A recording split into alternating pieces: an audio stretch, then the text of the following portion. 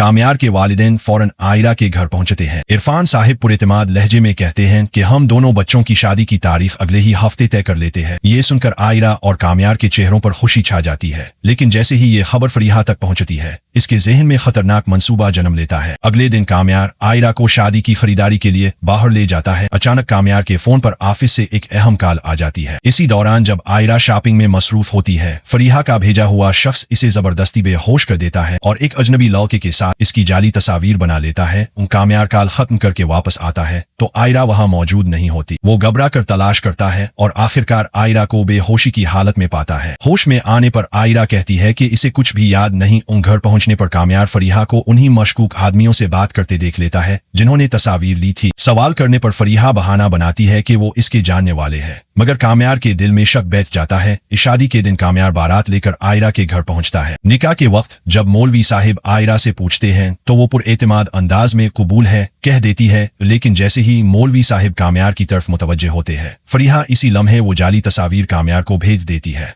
तस्वीर देखकर कामयार के कदम डगमगा जाते हैं और वो फौरन इरफान साहिब को सब दुखा देता है। इरफान साहिब गुस्से से कामयार को खप्पल मारते हैं और कहते हैं कि तुम मेरी बेटी पर कीचड़ उछाल रहे हो। इसी वक्त फरीहा वही लड़का वहां भिजवा देती है जो आयरा के साथ मोहब्बत का झूठा दावा करता है। कामयार टूटे हुए लहजे में आयरा पर इल्जाम लगा देता है। आयरा रोते हुए इससे यकीन करने की दरखास्त करती है, मगर जब कामयार मानने से इनकार करता है तो गुस्से और दुख में आयरा इसे घर से जाने का कह देती है। कुछ देर बाद कामयार इत्तेफाकना फरीहा की फोन पर गुफ्तगू सुन लेता है, जिसमें वो सच उगल देती है कि इसने आयरा को बेहोश करवा कर तस्वीर बनवाई थी। गुस्से में कामयार फरीहा को खप्पल मारता है और खुद टूट कर रोने लगता है। अगले दिन आयरा हमेशा के लिए ऑस्ट्रेलिया रवाना होने का फैसला कर लेती है। इश्तियाक साहिब फौरन कामयार को फोन करके बताते हैं कि आयरा मुख छोड़ने जा रही है। कामयार दीवानों की तरह एयरपोर्ट पहुंचता है, आयरा को आवाज देता है, मगर वो वापस आने से इनकार कर देती है।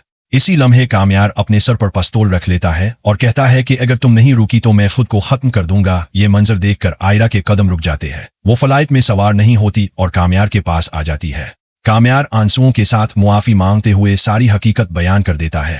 आयरा फरीहा पर शदीद गुस्सा करती है, मगर आखिरकार कामयार को मुआफ कर देती है। इसी दौरान इरफान साहिब वहां पहुंचते हैं और हालात देखकर दोनों का निकाह दोबारा करवा देते हैं। कामयार आयरा को अपने घर ले जाता है, जिसे देखकर इसके वालिदैन हैरत में डूब जाते हैं। अगर आप आगे की कहानी देखना चाहते हैं तो हमारे चैनल को लाइक और सब्सक्राइब करें।